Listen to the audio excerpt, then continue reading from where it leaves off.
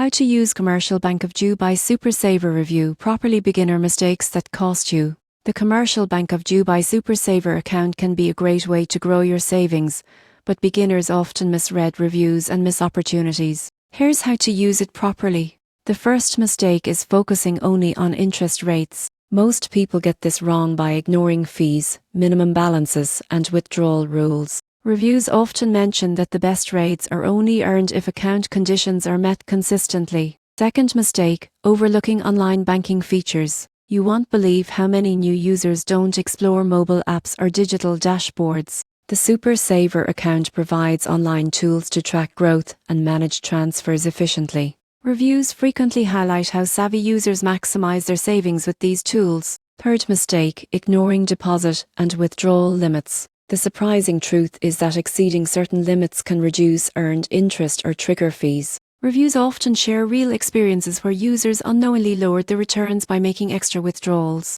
Fourth mistake, neglecting eligibility criteria. Some accounts require residency or a minimum opening deposit. Reviews often provide clarity on who qualifies and how to avoid surprises. Finally, failing to monitor interest updates is common. Banks sometimes adjust rates, so checking monthly statements ensures you know your effective yield.